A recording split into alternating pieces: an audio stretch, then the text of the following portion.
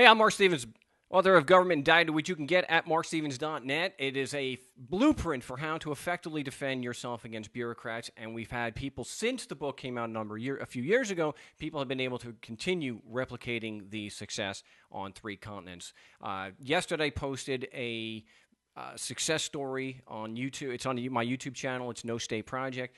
And it was an appeal out of California, of all places. Yes, it was just an infraction, but if you've ever been to court in California, pretty much anywhere, though, but especially with these infractions, this is just, there's almost no pretense whatsoever given in the courts regarding fairness. They don't even like telling you what the burden of proof is. They just want to stay as vague as possible. And that's how you know you're dealing with someone who's really, really dishonest. They stay very, very vague. And you're asking them what the nature of the proceeding is so you know how to properly and effectively defend yourself. Well, it's an infraction. Well, is it a crime or is it civil? Because everybody knows American law really only breaks down into those two things, civil or criminal. So they don't want to tell you. So you just ask them, look, what is the burden of proof here? If it's beyond a reasonable doubt, it's in the nature of a criminal proceeding. If it's by preponderance of evidence, it's civil. What really drives nails the coffin shut is, isn't this supposed to be an adversary proceeding? Adversary proceedings are only adversary proceedings. What makes them an adversary proceeding is that the proceeding is against two parties that have actual antagonistic, there's an actual, honest, antagonistic assertion of rights. Someone is claiming that there's a legal injury done to them and damage was caused. That's what makes it an adversary proceeding and makes it an adversarial system. Yes, they do pass malo prohibitor laws, which don't have a victim, which technically under a adversary system, there's no subject matter jurisdiction. But they ignore that. So we just had this, and I spoke about it in the video. Go to markstevens.net. Well, I'll have that posted there as soon as possible. But you can always go to my YouTube channel and you can check it out there. The comment that was made is, look, it is success. It's great. I applaud it. And one of the things that came out in the chat that I noticed was that and we've mentioned this many times before, when you are going through these procedures, you're doing it with the intent that you are going to have to appeal this. So you're building your appeal along the way. This is why I am very emphatic by saying you have to use the actual word objection. And there's very limited circumstances where you don't have to say objection to preserve the issue for appeal. And don't count on you always getting that. Yeah, the judge wants to offer his own testimony all the time. You don't have to object when the judge is trying to add testimony, when he's actually testifying against you, such as it's his opinion that the laws apply to you. He's testifying. Now, you don't have to object to preserve that issue for appeal. You still should use the word objection. So what you notice, what I recommend what you're doing here, whenever we're going through this, why are we always wanting to call the agents and get their statements? Because we don't want to just use it against them at the trial court level. We want to use that against them at the appellate level if we have to get there. So we're always using our objections. We're always keeping the burden of proof on them, because if you get to the appeal, you have the burden of showing that they made a mistake. And that's very easy to do if you're just keeping the prosecution to their burden of proof. If you are starting to make statements, you then now have to prove your statement is true, and you have to convince the appellate panel. And you and I are not very, we're not very adept at that, in that they don't give a damn what you and I have to say. And that's why when we're building our case, our defense is always geared towards what can I do to show that this is BS where the judge doesn't have discretion. Now, when you're a defendant, especially when you're on appeal, the filthiest word in the English language to you, don't take this one lightly, is the word discretion. Because if the judge had discretion to do what he did, it can be wrong, and the appellate panel will still affirm it. There's a quote from the Supreme Court that says, well, the Constitution sadly does not bar every thing that's abhorrent and unfair. Yeah, well, taxation is theft. So, yeah, you got that. So that's why we're looking at something like a denial of effective cross.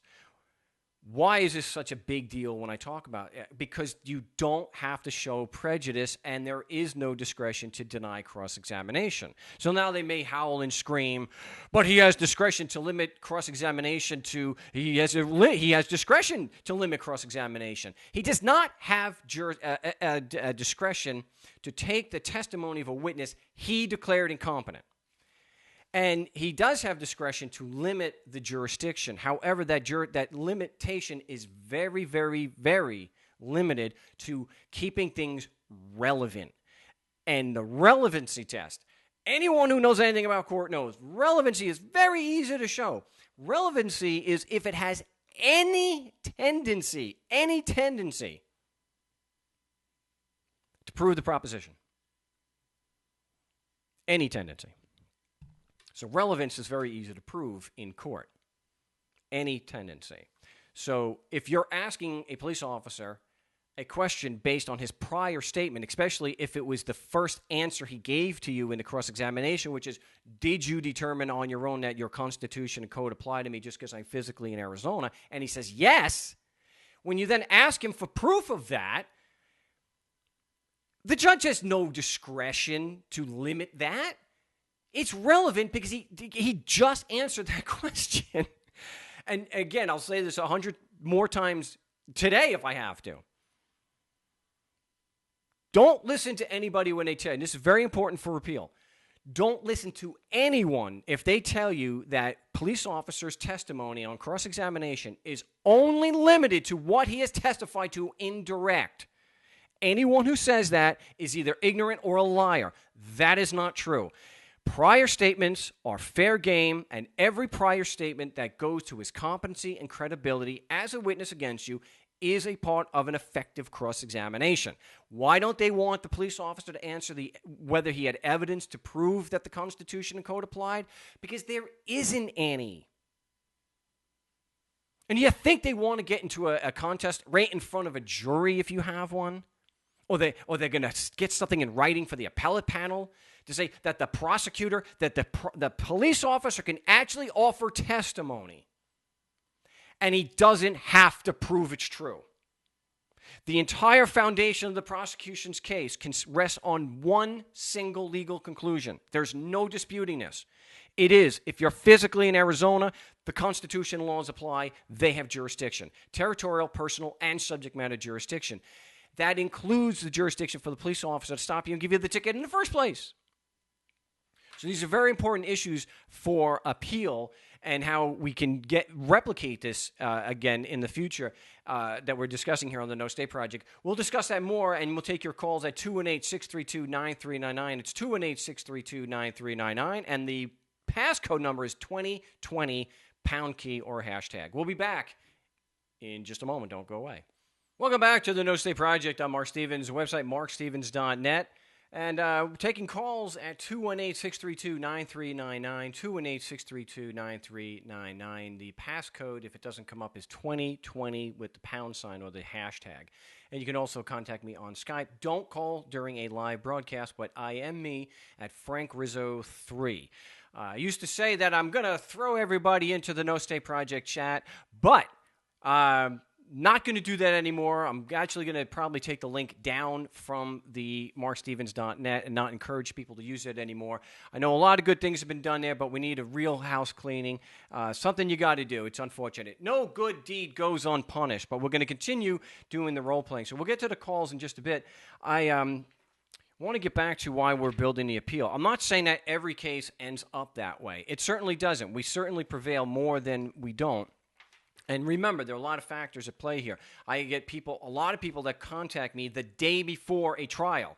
The day before a trial, and there's a public defender involved. And if the public defender isn't standby, then they can't offer their own argument. They can't say anything. The prosecution legally cannot speak to them. A prosecutor can be disbarred if he speaks to a defendant that's represented by counsel, without counsel. So it's that's bad. So because of those factors, not everybody I work with can have success because there are a lot of factors at play, and that's a big one. That's a big one.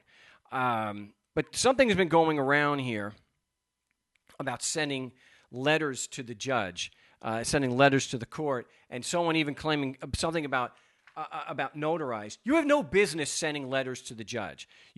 Look, if you're looking at having a solid defense, one that if you have to appeal, you've got solid issues, non-discretionary based issues where no prejudice needs to be shown, then you're not going to be sending letters. It's very important here.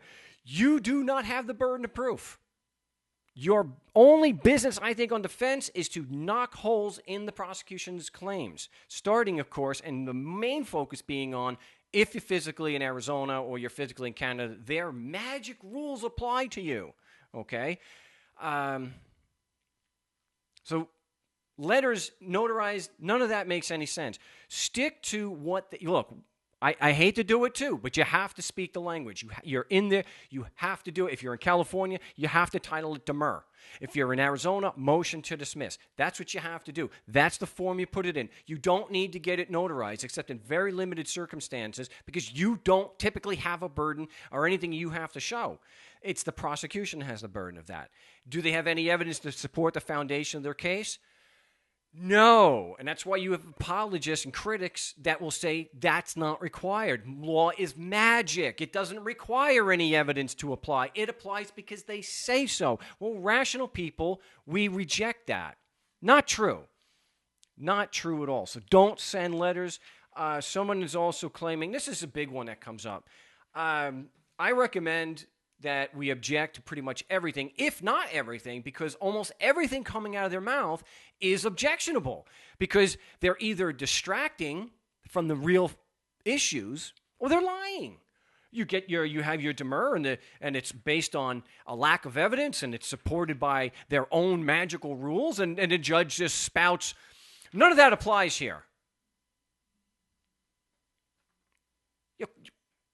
You have to object. So this notion that people is apparently, I don't know who's doing it, I don't care, but apparently in the chat and otherwise, people are actually recommending that we don't object, and this is in and out of my chat, of course, the average layperson would say this, is to don't object because you're going to piss off the judge. So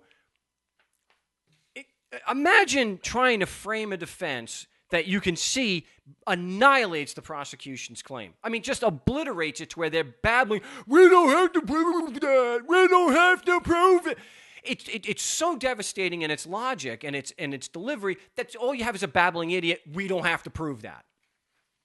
And the one framing your defense, helping you is saying, whoa, I think that might piss off the judge. How about fungal, about pissing off the judge? Are you going to piss him off? Yeah, you certainly can. Does that mean you don't defend yourself? I think that's a pretty piss-poor way to frame a defense. Look, this is brutal to the prosecution's case. They actually have to admit to prosecutorial misconduct to make it, to try to justify their claims. But I don't think you should do that because it might piss off the judge. If that's the case, then just pay the fine and stop complaining. But if you're actually interested in defending yourself and taking a principled stand, yeah, you have to run the risk of going to jail for contempt just for having a friggin' hat on. So you have to object. The only way you're going to preserve the issue for appeal, if you have to appeal, is to object. The only way to keep the focus on the issue is to object. The way to get them to contradict themselves and show that the proceedings are grossly unfair is to object. So don't shy away from objecting. What I do recommend is that you never interrupt the judge. He may make your skin crawl. He may have a damn penis pump under that bench for all you know. Don't interrupt him. That will certainly piss him off. But should you wait for him to finish spewing his garbage, his nonsense, and then object? Hell yes, definitely object. Another thing we're talking about, this is important too, the whole he said, she said. If you think you can get into a headbutting contest with the police officer or the prosecutor and that the judge will take you as the credible source. No. It's very rare for what Germain was able to do on his mistrial that the police officers were deemed to be the lying witnesses that they were.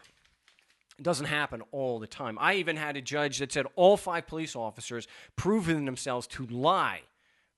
He still found me guilty. And he's actually the inspiration for the cover of Adventures of Legal Land. His name is Brian. He's still an active attorney here in the Valley. How do we combat that he said, she said? Well, if you can ask 2 questions on cross-examination and have the prosecution actually declare their own witness incompetent. And it doesn't matter what the police officer said. The police officer, when you ask the police officer, these are 2 questions. We should have time for this. When you ask the police officer the 2 questions, did you determine on your own that just because you saw me physically in Arizona that your constitutional laws applied and that gave you jurisdiction over me? I sure did. The second question is, what evidence, if any, did you rely on to prove that claim was true against me? That's what sets the prosecution is out of their chair 90% of the time, and like almost every time he and the judge at the same time were saying the witness is not qualified to testify. That's outside the scope of his testimony. So what it comes down to is they will ignore you because it's all about getting your money. These people are criminals. Why? Because they force strangers to pay them. Criminal. And they're not interested in justice and fairness. So what the judge is going to do is he's going to agree to the objection, because it's his too, he's prosecuting you, and he's going to sustain the objection that the police officer is not qualified or competent to make legal determinations. Therefore, his claim that you violated the law has no legal weight to it whatsoever. So if I'm saying, hey, there's no evidence the Constitution laws apply, they don't have a competent witness to go by. Their own witness has been declared incompetent. So it shouldn't matter at that point. But what does matter is if you do have to appeal it, you have the judge's own statements. They're 2 contradictory statements. One, he ruled, not me, not some stupid anarchist, no crazy, voluntarist. The judge himself, and if it's in front of a jury, he is the one saying that the witness is not qualified. Then the other thing is he denies your motion to strike his testimony. So incompetent and took the testimony anyway. 2 things that conflict, and that's a huge issue on appeal if you have to do it. We'll get to all the calls. We have a full boat in the next segment. If you want to join us, it's 218-632-9399, and Skype is Frank Rizzo 3. We'll be back in just a moment here on the No State Project. Don't go away.